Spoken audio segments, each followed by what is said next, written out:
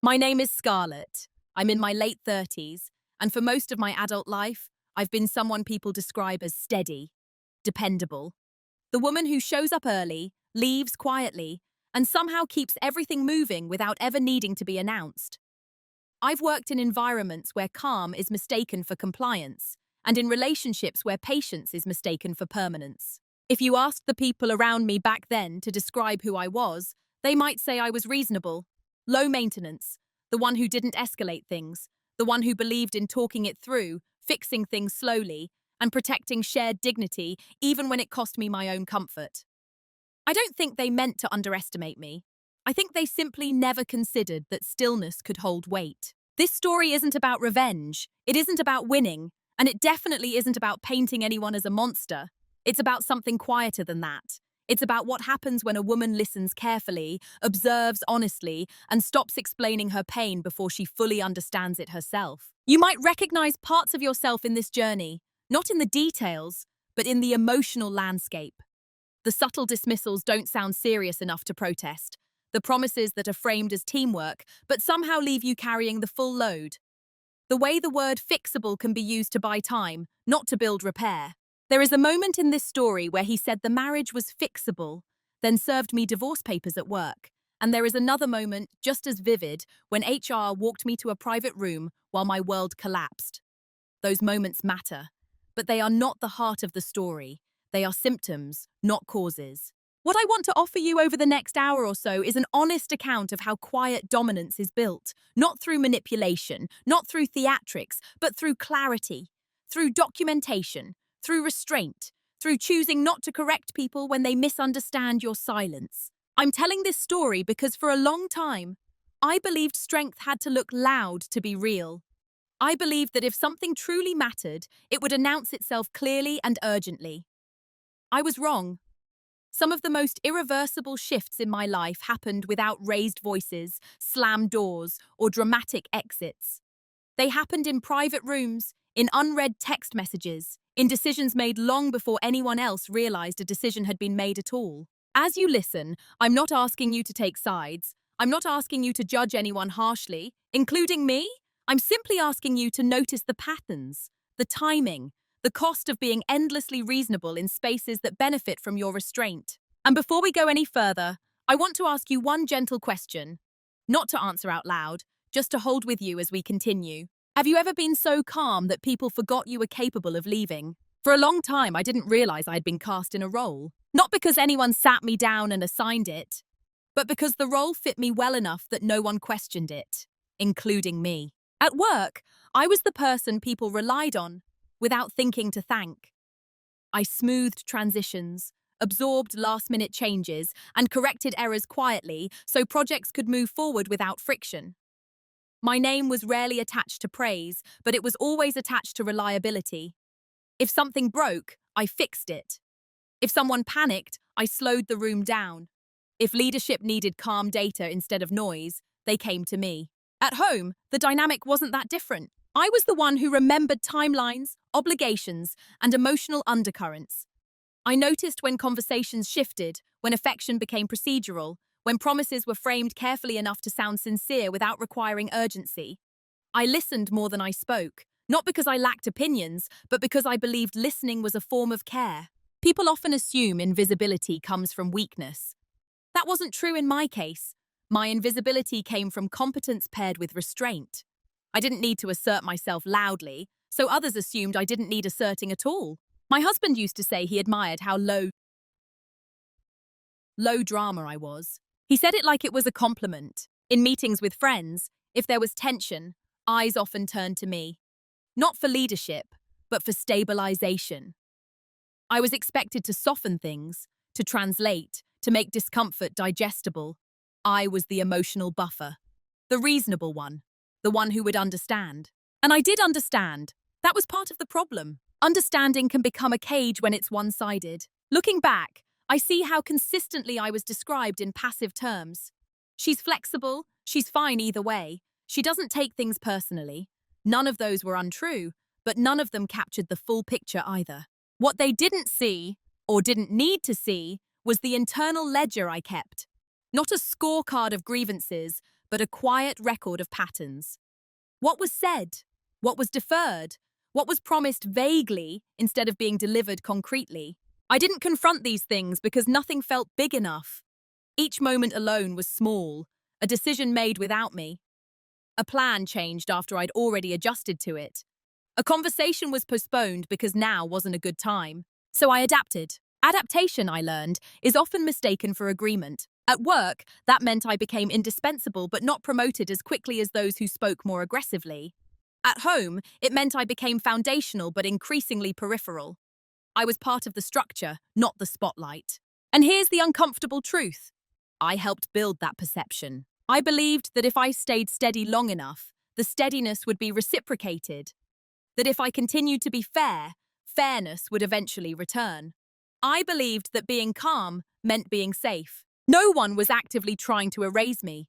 They simply grew used to the idea that I would always be there, absorbing, adjusting, maintaining. There is a particular loneliness that comes with being trusted but not truly seen.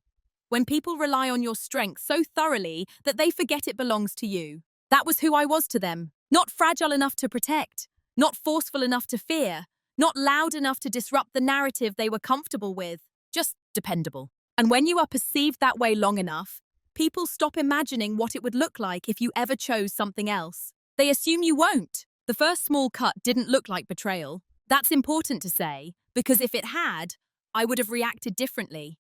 I would have named it. I would have addressed it.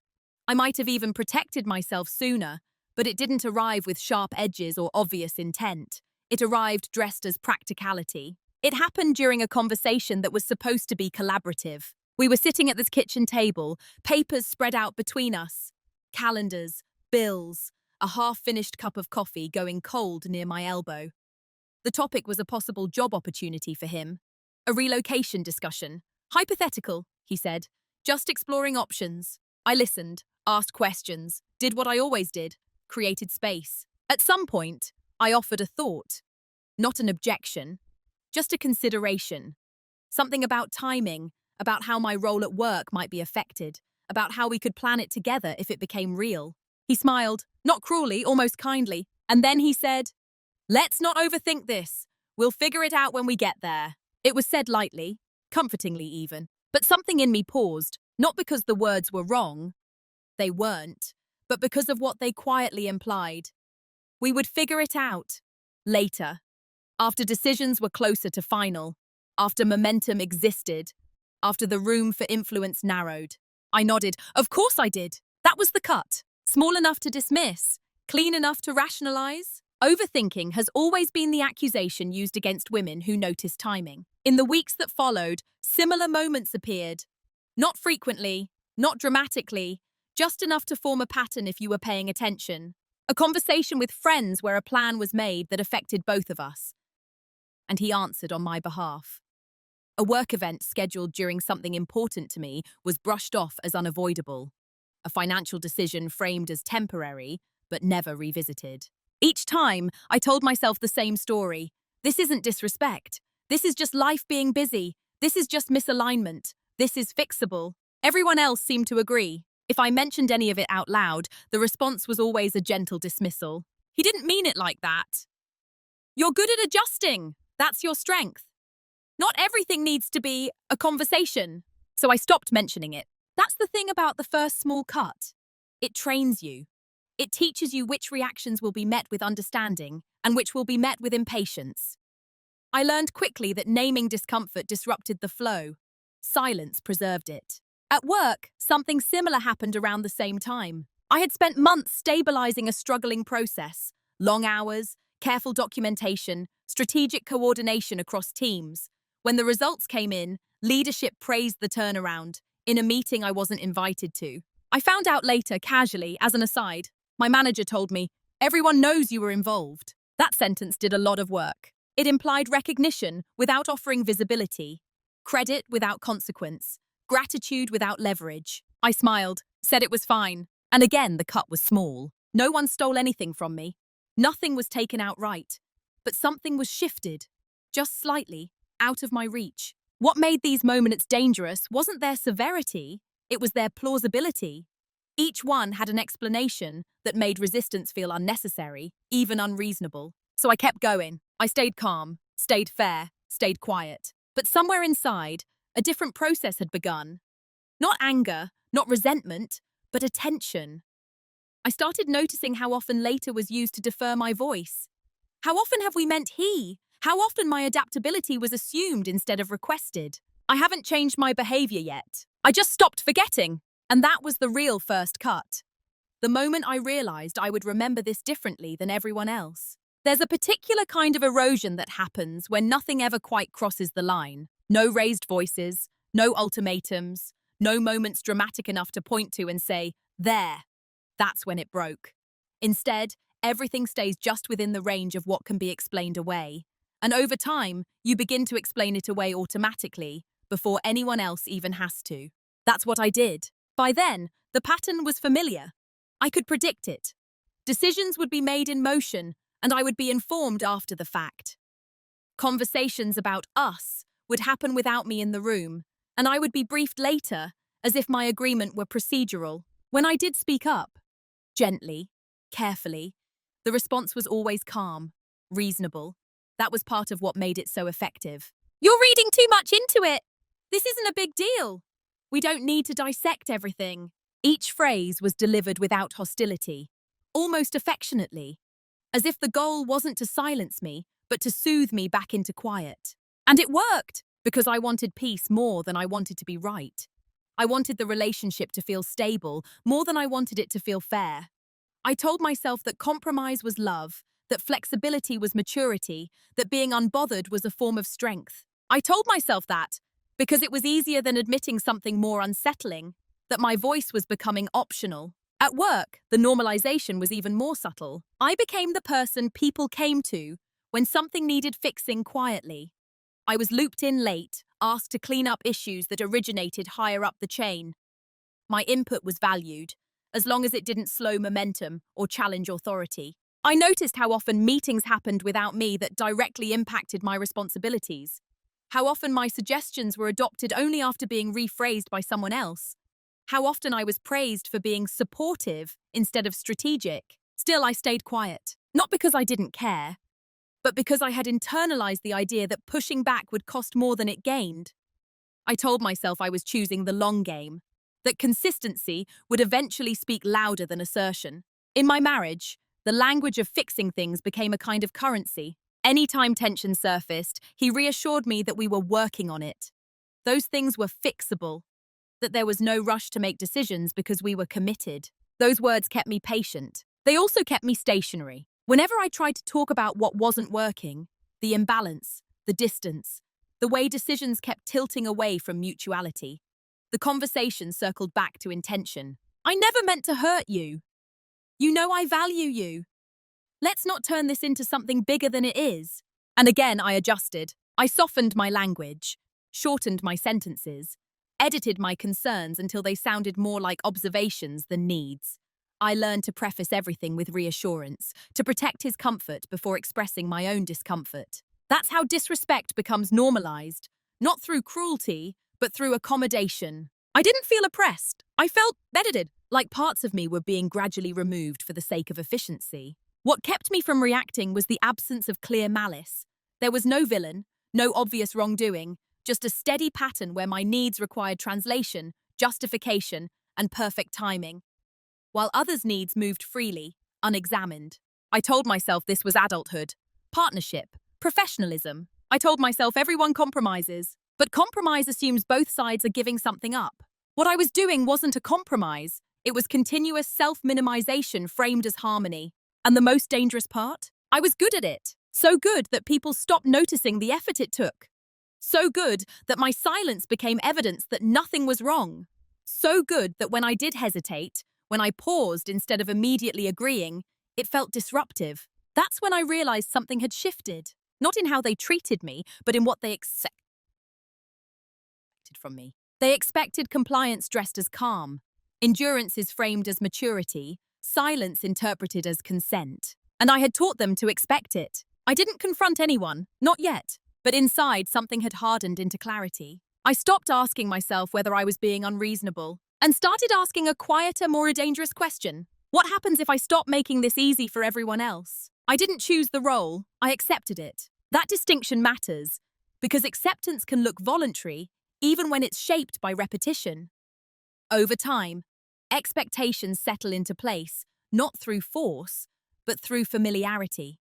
And by the time you notice them, they feel too established to question without appearing difficult. The role I was assigned was simple. I was the reliable one, the one who wouldn't escalate, the one who could be counted on to handle things quietly. At work, this meant I was trusted with responsibility, but rarely authority. I was brought in to stabilize, not to steer.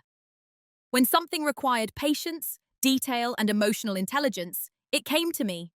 When something required recognition, visibility, or risk-taking, it went elsewhere. No one said this out loud. They didn't need to. The pattern spoke for them. I was introduced as the one who keeps everything running, never as the one who decided where it should run. In my marriage, the role was almost identical. I was the emotional constant. The steady presence allowed him to explore uncertainty without fear of collapse. I absorbed the anxiety so the environment could stay calm. I was the one who made space, who waited, who believed that understanding would eventually be met with reciprocity. I wasn't dramatic enough to worry about, not demanding enough to prioritize, not distant enough to chase. I was safe. And safety, I learned, is often taken for granted by people who have never had to earn it. What struck me wasn't that anyone treated me poorly, it was that they treated me predictably, as if my reactions were known quantities, as if my limits were theoretical, not real. When I did assert myself, calmly, respectfully, it was often met with surprise. "Oh, I didn't know you felt that strongly. You're usually so easygoing." Those comments weren't malicious, but they revealed something important. My depth had been invisible to them because it hadn't been inconvenient. At some point, I realized I was being relied on to maintain equilibrium. Not because it was fair, but because it was efficient. My emotional labor reduced friction for everyone else. And once you become part of the system that keeps things smooth, the system resists any change to your function. I saw this clearly one evening during a conversation that should have been mutual. We were discussing future plans. Nothing urgent, nothing finalized. I shared a boundary, a small one, a clear one. He paused, then said, "You're being unusually rigid." That word stayed with me. Rigid. As if my flexibility had been a baseline expectation.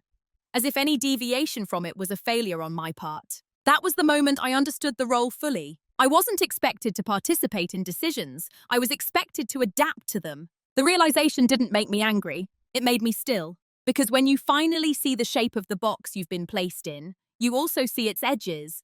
And once you see the edges, you can start measuring exits. I didn't announce anything. I didn't confront him. I didn't demand change. I did something much quieter. I stopped volunteering my flexibility. Not dramatically, not all at once, just enough to observe what happened when I wasn't immediately accommodating. The response was subtle. Confusion, mild frustration, the sense that something was off. But no one asked why. No one checked in. The expectation remained that I would eventually return to form. That confirmed what I needed to know. The role wasn't based on who I was. It was based on how useful my silence had been. And for the first time, I allowed myself to imagine something radical. Not leaving, not fighting, not demanding. Just stepping out of character. The day something shifted wasn't loud. There was no argument.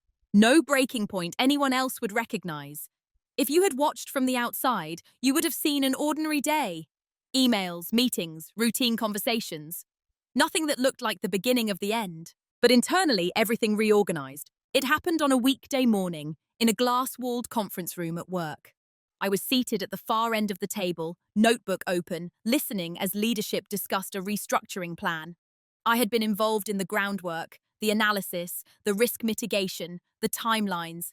I recognized my own thinking echoed back to me in polished language, just not in my voice. As the conversation unfolded, I noticed something unusual about myself. I wasn't tense. Normally, moments like this came with a familiar internal negotiation. Should I speak up? Is this the right time? Will this help or complicate things? That morning, the questions didn't appear. Instead, I felt observant, detached, as if I had stepped half a pace back from the scene and could suddenly see the mechanics clearly. I realized that whether I spoke or stayed silent, the outcome had already been decided. And instead of reacting, I simply noted it. I wrote down what was said. Who said it? What was implied? Not emotionally, clinically, like a researcher documenting a known phenomenon. Later that same day at home, the pattern repeated. We were talking about plans for the next few months. Again, nothing explosive, just logistics. He spoke with confidence about decisions already half-formed, assuming alignment that hadn't been discussed. And again, something in me didn't rush to correct it. I listened. I watched how comfortable he was with my quiet, how easily he filled the space, mistaking my lack of interruption for agreement. I noticed how the word we functioned, inclusive in tone, exclusive in practice. That was the moment. Not anger, not sadness, clarity. I understood then that my silence had been interpreted as absence of resistance, of boundaries, of consequence. And as long as that interpretation held, nothing would change. But what shifted wasn't my behavior, it was my intention. I stopped using silence as a form of patience and began using it as a form of assessment. That distinction changed everything. I didn't feel the urge to explain myself. I didn't feel the need to correct assumptions in real time. I realized that correcting them would only help others adjust more efficiently, not more ethically. So I let them stand. I let people reveal how far they would go if unchallenged. That day, I also did something else quietly, almost absent-mindedly. I went back through old notes, emails, financial documents, not because I suspected wrongdoing, but because I wanted context. I wanted to understand the full shape of the systems I was part of. What I found wasn't scandalous. It was asymmetry, unequal information, unequal risk, unequal accountability. And suddenly, the calm I had been praised for made sense. It had created a buffer that protected everyone else from ever having to examine that imbalance. That night, lying in bed, I didn't feel dramatic resolve. I didn't think, I'm done. I thought something much quieter. I see it now, seeing changes in you. Not immediately, not outwardly, but it rearranges your priorities. I no longer measured my actions by how they would be perceived. I measured them by whether they preserved my clarity. And clarity, I learned, doesn't demand immediate action. It demands preparation. That was the day something shifted. The day I stopped reacting to the present and started orienting toward the future. No one noticed, which, in hindsight, was exactly what made it possible. Once silence became a choice instead of a reflex, it felt different in my body. It wasn't tight anymore. It wasn't heavy. It didn't carry the familiar undercurrent of self-erasure. Instead, it felt deliberate, like placing something carefully on a shelf instead of dropping it to avoid conflict. I still spoke. I still participated. But I no longer rushed to clarify misunderstandings that benefited others. I no longer filled gaps that weren't mine to fill.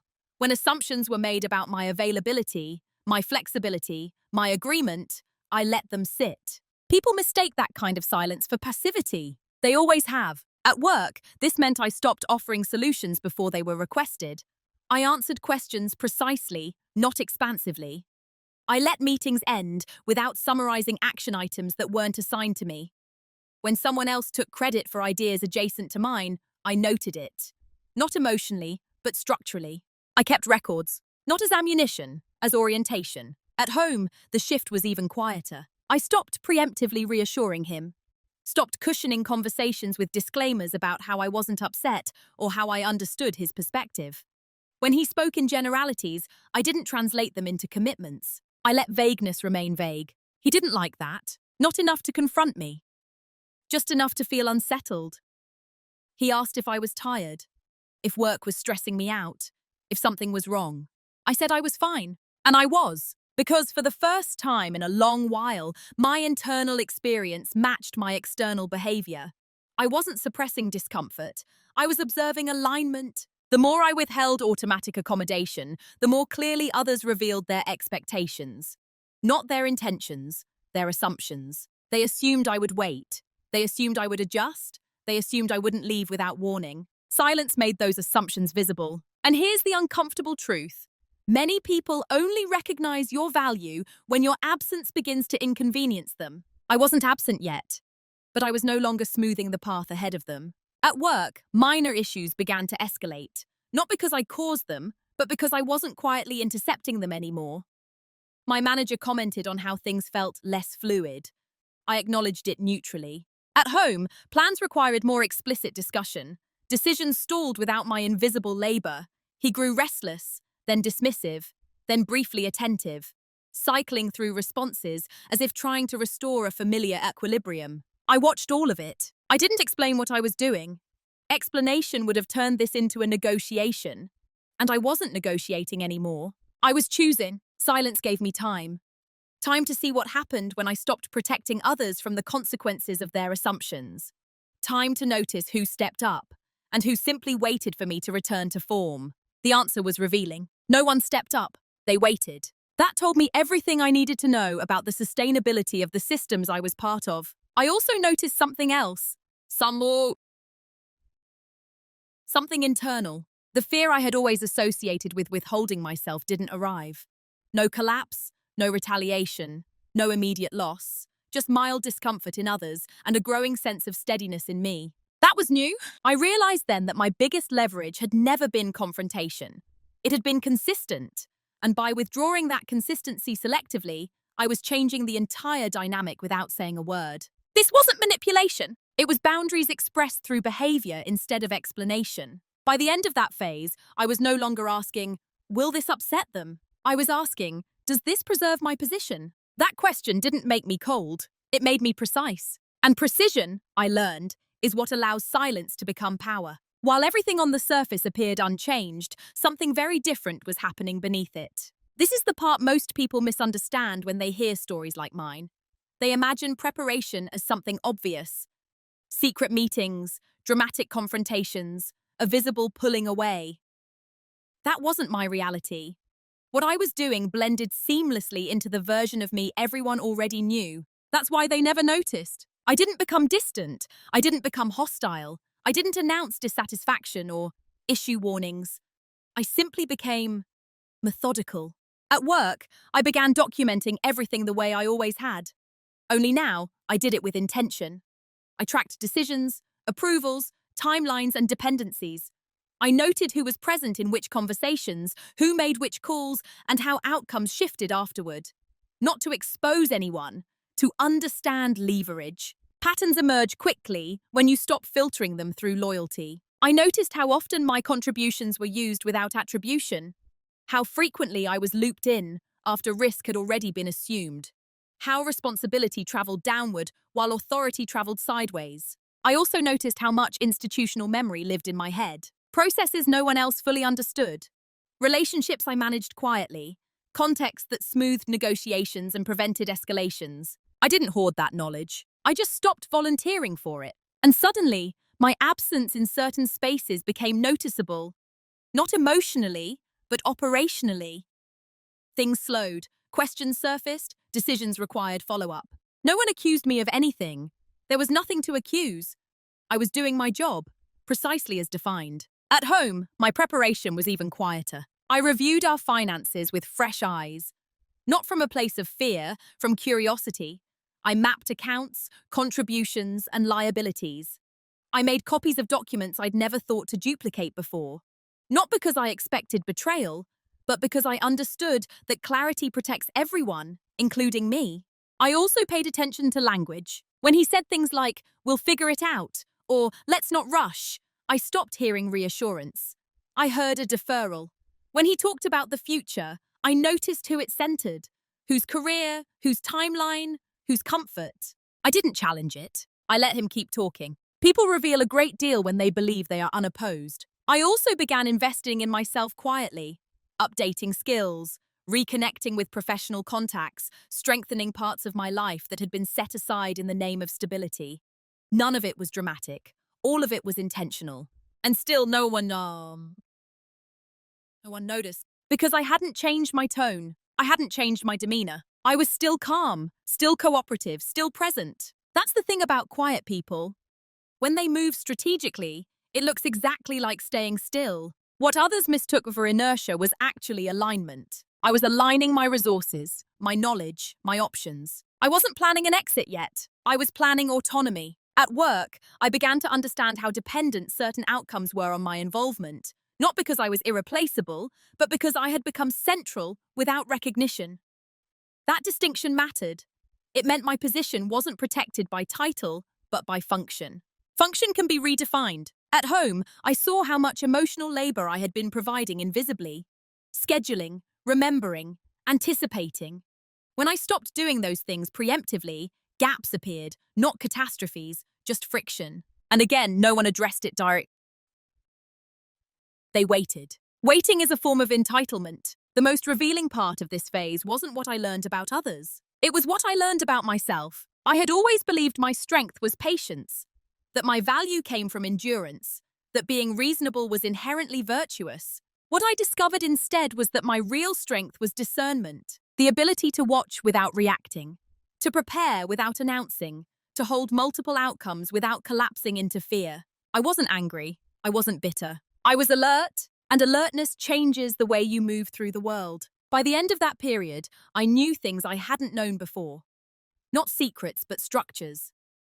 I understood how decisions were made, how power circulated, and how silence was interpreted. And most importantly, I understood that no one was monitoring my internal shift, because no one had ever imagined I might be capable of one. That was their oversight, and my advantage. The reveal didn't arrive like a discovery. It arrived like confirmation. By the time it happened, I wasn't searching anymore. I wasn't trying to find leverage. I was simply following threads I already understood, letting them lead where they naturally went. And they led to clarity. It started with something mundane. A document I needed for work was stored in a shared folder at home. I opened it, then another file nearby, then another. Not because I was suspicious, because I was thorough. That's always been my nature. What emerged wasn't a secret kept from me. It was a reality never fully shared with me. Timelines that didn't align with the narrative I'd been given. Conversations that had clearly been happening long before they were framed as just ideas. Decisions that were already in motion while I was still being reassured that nothing was final. The marriage hadn't been drifting. It had been quietly rerouted. And here's the part that surprised me most. I didn't feel shocked. I felt steady, because by then, I had already accepted something essential. That clarity doesn't always arrive with permission. Sometimes it arrives because you stop asking to be included and start paying attention to what exists regardless of you. I sat with that information for a long time. Not to strategize, not to spiral, just to let it settle. There was no urge to confront him immediately, no impulse to demand explanations. I suddenly realized how little those would offer me. Explanations are often designed to preserve comfort, not truth. What mattered wasn't why things had unfolded this way. What mattered was that they had. At work, a parallel realization crystallized around the same time. I recognized how exposed my position actually was. Not because I lacked value, but because my value was informal, uncontracted, unprotected. I had built systems that functioned smoothly, but without my name attached to their authority. Which meant two things could be true at once. They needed me, and they could sideline me. That duality sharpened my thinking. I stopped assuming goodwill would fill structural gaps. I stopped trusting that effort alone would secure my place. I began to see clearly how easily reliability could become replaceability if left undefined. This wasn't paranoia, it was literacy. The private reveal wasn't about discovering betrayal or malice, it was about understanding the shape of my vulnerability, and by extension, the shape of my power. Because once you see where you are unprotected, you also see where others are dependent on your restraint. I didn't celebrate this realization. There was no satisfaction in it, only calm. Calm because uncertainty had finally resolved into information. Calm because I no longer had to guess where I stood. I also understood something else then. Silence had bought me time, but time alone isn't leverage. Leverage comes from options. And now I had them. I could confront, I could negotiate, I could leave, I could stay longer, on different terms. The difference was that any of those choices would now be intentional, not reactive. That's what the private reveal gave me. Not control over others, control over myself. I remember sitting alone that evening, notebook open, writing nothing emotional, just questions. What outcome preserves my dignity? What outcome protects my future? What outcome requires the least explanation? The answers weren't immediate, but the fog was gone. And when the fog lifts, you don't rush. You wait for the right moment to move, because now, for the first time, you know exactly where the ground is solid. People often imagine decision points as dramatic moments, ultimatums, confrontations, tears on kitchen floors. but the most irreversible decisions I've ever made happened without witnesses, without emotion, and without urgency. This one was no different. By the time I reached the decision point, I wasn't asking what to do. I was asking what cost I was willing to pay, because every option carried one. I could confront him with what I knew, ask for explanations, demand transparency. That path promised emotional release, and almost certainly a version of reconciliation framed as repair. But it would also require me to expose my sources, my clarity, my leverage. It would return me to negotiation, to persuasion, to being reasonable again. I could stay silent and continue as things were, allow the rewriting to complete itself while I adjust internally. That path offered stability in the short term, but erosion in the long term. It would cost me myself. I could leave immediately, dramatically, decisively, force the truth into the open.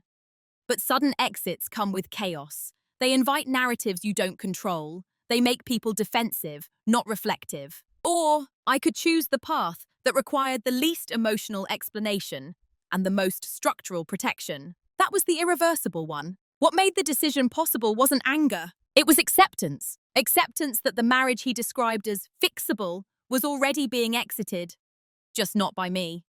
Acceptance that my continued patience wasn't noble. It was subsidizing a transition I hadn't agreed to. Once I accepted that, the choice clarified itself. I decided to prepare for separation quietly, legally, financially, professionally, without announcing it. Not to surprise him, to protect myself. I consulted professionals discreetly, asked questions without committing to outcomes, learned what timelines looked like, what documentation mattered, what decisions, once made, could not be undone. Information removes fear. At work, I also reached a parallel conclusion. I could continue to carry informal authority indefinitely, or I could redefine my role in a way that made my contributions explicit and my position secure. Either path required action. Only one preserved my autonomy. I began positioning myself accordingly. Nothing visible, nothing dramatic, just alignment. The most difficult part of this phase wasn't secrecy. It was a restraint. I still shared meals with him, still discussed plans in neutral terms, still functioned as the version of me he expected. Not because I was pretending, but because my internal reality had already shifted. I wasn't waiting for him to change. I was waiting for my preparation to be complete. There is a strange calm that comes when you know you've already chosen, even if no one else knows yet. The urgency disappears. You stop reacting to provocations that would have unsettled you before. You stop trying to be understood. Understanding is no longer required. By the time the decision was fully formed, I wasn't questioning it. I was executing it. And that's what made it irreversible. Not the paperwork, not the conversations that would come later, but the moment I stopped hoping the future would resolve itself and took responsibility for shaping it. Once that happens, there is no going back to who you were before. Once the decision was made, my life became deceptively ordinary. That's the part no one tells you. That preparation, when done correctly, doesn't look like change. It looks consistent. The same routines, the same demeanor, the same calm presence that reassures everyone else that nothing is wrong. I moved in silence, not because I was hiding, but because I no longer needed consensus. At work, I began formalizing what had always been informal. I clarified the scope, documented responsibilities, redirected communication, so decisions lived in shared systems instead of private conversations. I asked neutral questions in meetings that required clarity without accusation. Who owns this decision? What's the approval path here? How will success be measured? None of those questions sounded threatening. They were professional, sensible, but they shifted gravity. Suddenly, assumptions had to be articulated. Authority had to be named. Responsibility had to be assigned. The space I had once filled invisibly was becoming visible, not through insistence, but through structure. I also began exploring options externally. Quiet conversations, no announcements, no resignation letters drafted yet, just awareness. I wanted to know what my skills were worth outside the environment that had grown accustomed to my restraint. Knowing you have options changes how you stand. At home, the silence was even more pronounced. I stopped engaging in future-focused conversations that lacked specificity. When he spoke in generalities, I acknowledged them neutrally. When plans were floated without timelines, I didn't anchor to them emotionally. I observed how often certainty was deferred. and I let it be deferred. I also separated things quietly. Not dramatically, just practically. Accounts, documents, records. I ensured that my name was attached to what it needed to be attached to, that I understood my own position clearly, independent of shared narratives. This wasn't mistrust. It was self-respect expressed through preparation. What struck me most during this time was how unchanged others believed me to be. Friends commented on how calm I seemed, how grounded, how together. They mistook resolution for contentment, because I wasn't agitated anymore. I wasn't seeking reassurance. I wasn't trying to fix what I no longer believed was mine to fix. That kind of peace is often misread. He noticed something eventually. Not the preparation, the absence of urgency. The way I no longer leaned forward in conversations.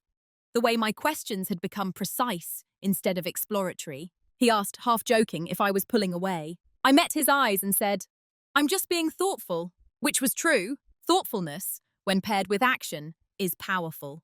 There were moments when the old reflex surfaced, the urge to explain, to soften, to bring him into my internal process. Each time I paused, asked myself one question: does sharing this protect me? Or does it make others more comfortable? The answer guided me. Silence wasn't punishment, it was alignment. I wasn't withholding affection. I was withholding premature disclosure. There's a difference, one rooted in cruelty, the other in clarity. By the end of this phase, the ground beneath me felt solid. Not because everything was resolved, but because nothing I was doing depended on someone else's permission. And that's when I understood the real power of moving in silence. It isn't about secrecy. It's about refusing to give away the timing of your own becoming. The consequences didn't arrive all at once. They rarely do. They arrived as absences, as delays, as subtle disruptions in rhythms that had relied on my quiet participation for years. Nothing dramatic enough to trigger an alarm, just enough to create unease. At work, the first signs appeared in small inefficiencies. Questions that used to be answered before they were asked now linger. Meetings ended with loose ends instead of neat conclusions. Decisions stalled, not because I interfered, but because no one stepped into the space I had vacated. I was still doing my job, just not everyone else's. My manager mentioned, almost offhandedly, that things felt more complicated lately. That coordination seemed harder. I nodded, empathetic but non-committal. Complexity had always existed. I had simply been absorbing it. Now it was visible. And visibility makes people uncomfortable, especially when they can't name the source. At home, the shift was more personal. He began to notice that plans required more effort. Those conversations no longer resolved themselves smoothly, that my agreement wasn't automatic. Not withdrawn, just no longer assumed. He would say things like, "I thought we were on the same page," and I would ask gently, "Which page?" That question wasn't confrontational, it was factual, and it exposed how much of our shared narrative had been built on implication rather than agreement. The reassurance he once offered, that things were fixable, that we had time, began to sound thinner. Not because the words had changed, but because the context had. Fixable implies mutual investment, time implies shared direction, and for the first time, he could feel that something essential was no longer guaranteed. The irony is that I wasn't doing anything to provoke this. I wasn't threatening to leave. I wasn't demanding answers. I wasn't withdrawing affection. I was simply no longer cushioning uncertainty. And uncertainty, when left unsupported, reveals who has been relying on whom. He grew more attentive for a while, asked questions, checked in, offered vague gestures toward connection. They might have worked earlier. Now they arrived too late, not in timing, but in depth. At work, leadership began requesting more explicit updates, clarification, documentation, things I had always provided implicitly, now formally requested. I complied. And in doing so, I made the scope of my contribution undeniable. Consequences don't always punish the person who caused them. Sometimes they simply redistribute weight. And when weight shifts, people notice. What surprised me most was how calm I remained. I had expected guilt, doubt, second-guessing. None of it came, because I wasn't watching others struggle. I was watching systems adjust to the absence of unpaid labor, emotional, logistical, cognitive, that I had once provided freely. That distinction mattered. I wasn't causing harm. I was ceasing to prevent it. At home, tension surfaced more clearly. He asked if something was wrong between us. I told him the truth, carefully. "I think we've been living on assumptions for a long time." He didn't argue. He just looked unsettled. because assumptions feel safe until they're examined. That's when the first real panic appeared. Not in me, but around me. Not overt, not explosive, just a sense of urgency that hadn't been there before. People wanted reassurance. I didn't provide it. Not out of spite, but because reassurance would have been dishonest. I hadn't changed my mind. I had simply stopped hiding it from myself. And once that happens, consequences are inevitable. Not because you're punishing anyone, but because reality, when none unbuffered, insists on being felt. There is a moment when people realize they have mistaken permanence for patience. It doesn't arrive loudly. It arrives in fragments. Questions asked a little too often, reassurance offered without being requested, a sudden urgency where there was once comfort. That's when I knew it was too late to fix it. He started saying the word fixable more frequently, as if repetition could restore meaning. We can fix this. Whatever this is, it's fixable. Every marriage goes through phases. I listened, and for the first time I heard those words not as hope, but as delay. Fixing implies that something is broken in a shared space. But what had shifted between us wasn't damage, it was awareness, and awareness doesn't go backward. He asked if I wanted to try counselling, not in a defensive way, genuinely, calmly, almost earnestly. Months earlier, I would have said yes without hesitation. I would have seen it as effort, as commitment, as a sign that we were still choosing each other. Now I asked one question. What would we be fixing? He didn't answer right away. Because the truth required specificity, and specificity would have exposed how long the imbalance had been normalized. That pause told me everything. At work, a similar urgency surfaced. Leadership began talking about alignment, about clarity, about making sure everyone felt seen and supported. Initiatives were proposed, check-ins scheduled, language softened. It wasn't insincere. It was reactive. And reaction, no matter how well-intentioned, always arrives after leverage has shifted. I was invited into conversations I hadn't been part of before, asked for input earlier in the processes, praised more visibly. It was almost flattering. Almost. But here's what people don't understand. When recognition arrives only after your absence is felt, it doesn't restore trust. It confirms extraction. They hadn't suddenly realized my value. They had realized the cost of not having it. At home, the shift was more personal. He became attentive in ways that would have mattered before. More present, more engaged, more careful with his words. He spoke about the future again, this time with specificity. But something fundamental had changed. I no longer needed him to see me. I had already seen myself. That's the part no one prepares you for. How difficult it is to accept effort when it comes after clarity. When the part of you that needed reassurance has already stood up and walked away internally. I wasn't angry. I wasn't cold. I was simply no longer available for a repair that required me to unsee what I now understood. He asked me quietly one evening, "When did you start pulling away?" I thought about that for a long time before answering. "I didn't pull away," I said. "I stopped holding everything together by myself." That was the truth, and it landed heavier than any accusation could have, because it reframed the entire narrative, from abandonment to imbalance, from betrayal to exhaustion. At work, my position had shifted irreversibly, not because I demanded it, but because the absence of my informal labor had forced formal recognition. Structures were changing, roles were being clarified, and while some doors were opening, others were closing. I could feel the moment approaching when things would become explicit, when silence would no longer suffice. Fixing, I realized, is only possible when both people are willing to revisit the moment something first went wrong. But by the time anyone asked to fix it, I was already far beyond that moment. I wasn't leaving in anger. I was leaving in alignment. And alignment doesn't negotiate with nostalgia. The confrontation didn't happen at home. It didn't happen after an argument or during a long emotional conversation where everything finally spilled out. It happened in a way that felt almost procedural, which, in hindsight, was fitting. The day HR walked me to a private room while my world collapsed started like any other workday. I arrived early, answered emails, reviewed notes for a meeting scheduled later that morning. Nothing in the air felt unusual. No warning signs, no sense of impending disruption. Then my manager asked if I had a few minutes. The request was casual, polite. HR was already there. They didn't sit across from me aggressively. They didn't raise their voices. They used neutral language. Careful language. The kind meant to reduce liability, not emotion. And then they told me. He had filed. And he had chosen to have the papers served at my workplace. Not out of cruelty, they said, out of efficiency. That word again. I remember noticing how quiet my body became. Not numb, precise. My hands folded naturally in my lap. My breathing slowed. The room felt smaller, but my thoughts were clear. I asked one question. When was this initiated? The answer confirmed what I already knew. This wasn't sudden. This wasn't reactive. This had been planned. All the conversations about fixing things. All the reassurances about time.